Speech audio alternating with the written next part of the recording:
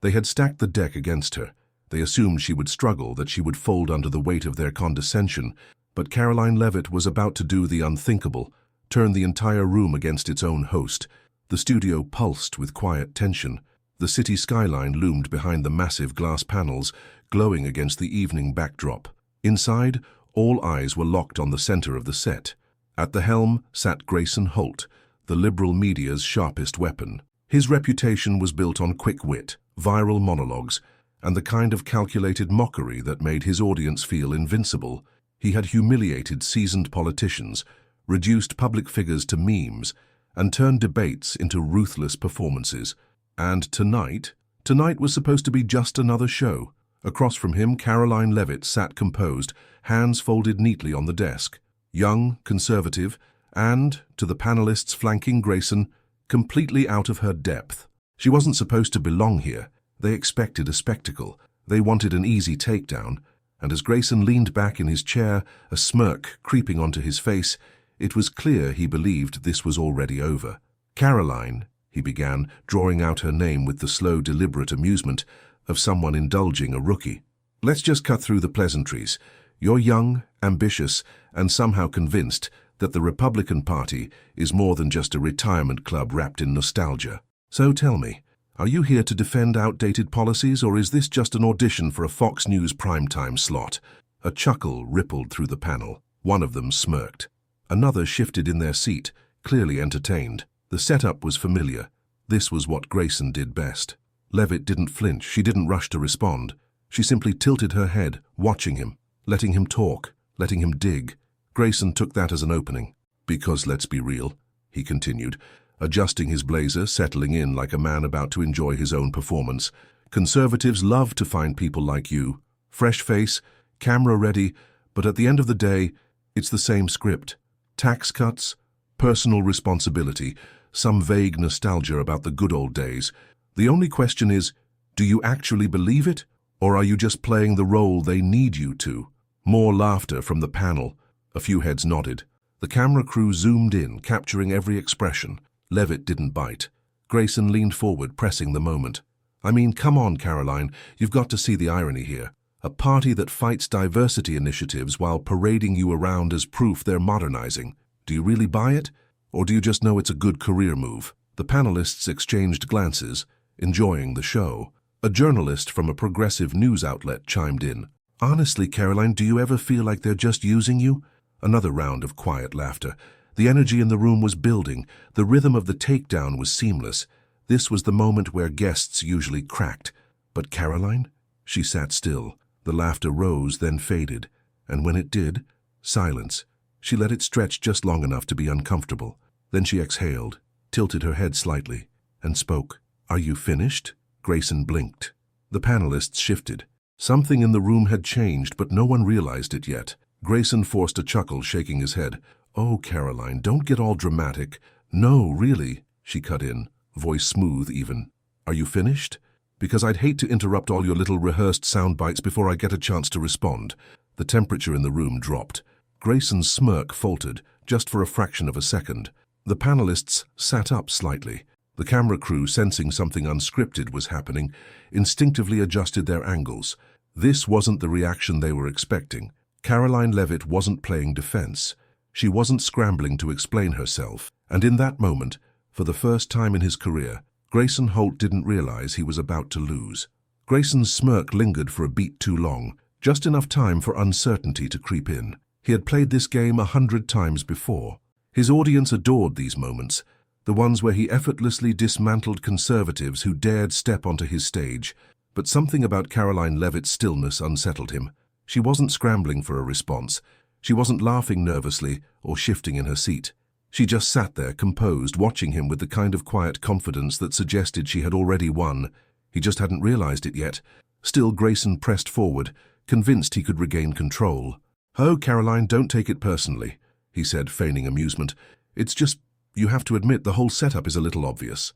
A young, polished, conservative woman, on every network, giving the same recycled talking points. I just have to wonder, do you actually believe any of this? Or is this just part of a very strategic career move?" The panelists chuckled. The energy was shifting, but they hadn't noticed yet. Leavitt did. She shifted slightly in her seat, tilting her head just enough to make it clear she wasn't rattled. "Let me ask you something, Grayson," she said, her voice steady, almost casual. "When you sit across from someone who disagrees with you, do you ever actually want to hear what they have to say? Or is it just about putting on a show for your audience?" Grayson blinked. The panelists stopped smirking. She wasn't playing defense. She was setting the trap. Grayson chuckled, shaking his head. "Oh, come on, Karoline, this isn't about me." "Isn't it?" she countered smoothly. "Because it sure seems like your favorite kind of conversation is the one where the other person doesn't get to talk." The panel went quiet. Leavitt let the silence stretch, let the weight of her words settle. Then she leaned forward slightly, her voice calm, deliberate. "You say conservatives use people like me, that I'm just a marketable face repeating the same old ideas. But let's talk about what you do." Grayson's smirk had disappeared entirely. "You bring people onto your show, set them up with your pre-planned gotchas, get the panel to laugh, and wait for them to trip over themselves defending their beliefs. That's the game, right?" No one was laughing anymore. Leavitt's voice didn't rise. She didn't speak fast. She didn't need to. "You don't debate, Grayson. You perform. You mock. You dismiss. You belittle. Because that's easier than actually listening." A sharp pause. Grayson forced a chuckle. "Wow, that's a nice little speech." "It's not a speech," she interrupted, her voice still unwavering. "It's an observation. And right now, it's playing out in real time." For the first time, Grayson didn't know what to say. His panelists, his safety net, was suddenly quiet. Not because they agreed with her, but because they sensed something rare was happening. Grayson Holt was losing control of the conversation, and Karoline Leavitt was just getting started. Grayson shifted in his seat. It was small, barely noticeable, but to anyone paying attention it was the first sign of unease. The studio, once filled with the easy confidence of a panel convinced they had the upper hand, now felt off balance. Karoline Leavitt had flipped the dynamic. And worse, she wasn't done. She straightened her posture, her voice calm but edged with something sharper. "Certainty. You called me a puppet, a token, a rehearsed figure propped up by a political machine," she said, eyes locked on Grayson. "But let's talk about rehearsed, shall we?" The silence in the studio was deafening. Grayson forced another chuckle, but this time it landed flat. "Oh, come on, Karoline." "No," she cut in, voice steady. "Let's be clear about what's happening here. You brought me on this show expecting an easy target. You had your sound bites ready, your audience primed to laugh at the clueless conservative. But there's a flaw in your plan, Grayson." She let the pause linger, just long enough to make him feel it. "You didn't do your homework." A shift rippled through the panel. One of the guests, up until now smirking along with Grayson, suddenly looked less amused. Grayson exhaled, forcing a grin. "And what exactly did I miss?" Leavitt leaned in slightly, her voice unwavering.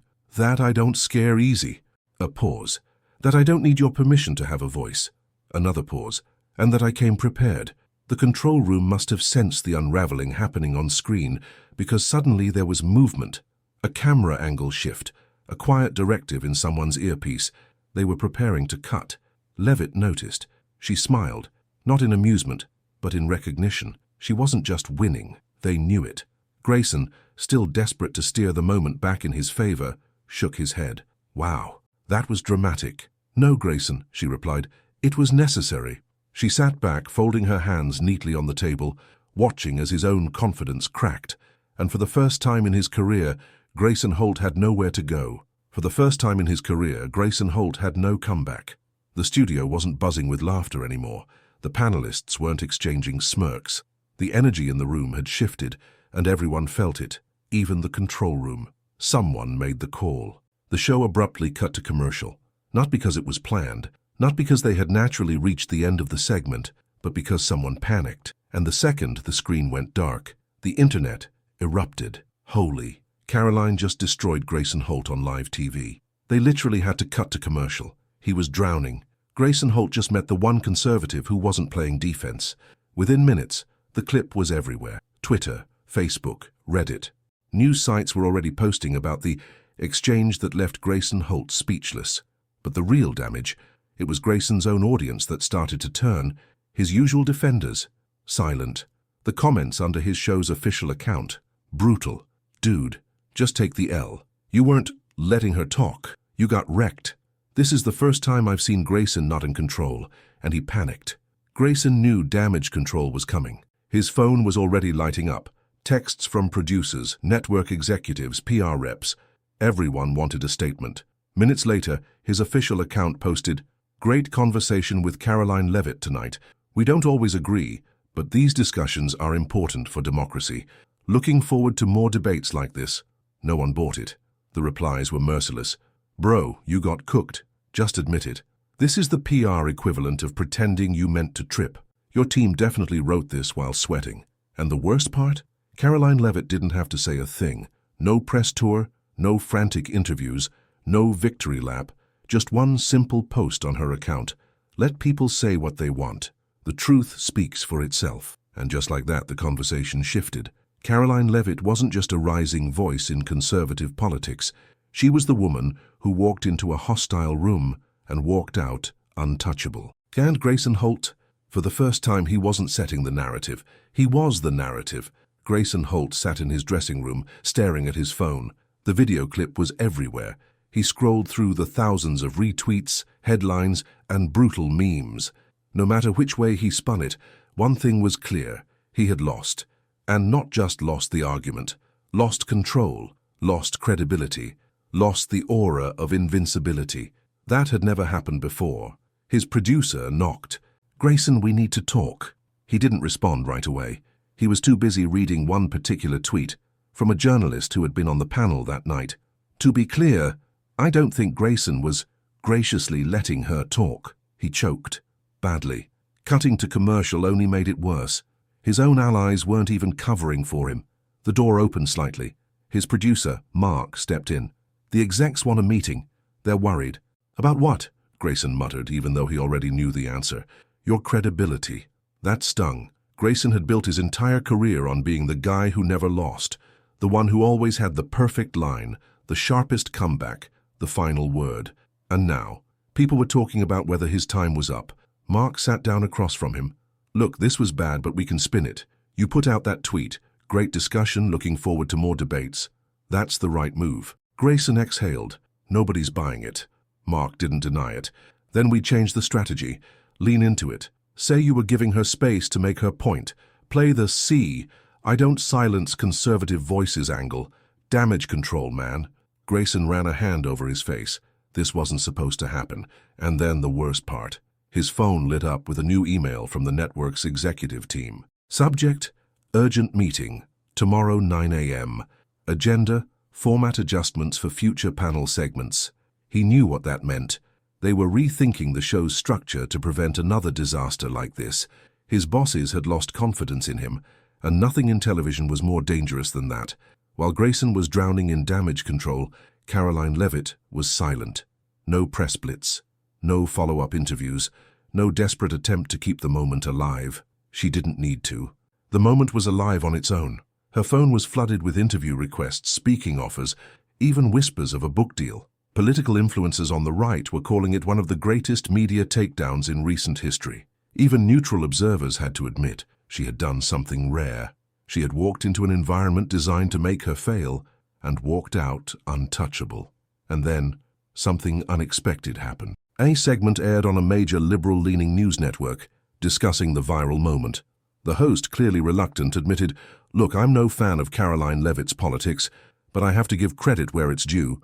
She handled herself. She didn't get rattled, didn't fall into the usual traps, and that's impressive. For the first time, she wasn't just a rising star in conservative circles. She was a national name. That night, her social media exploded. People who had never followed her before were suddenly paying attention.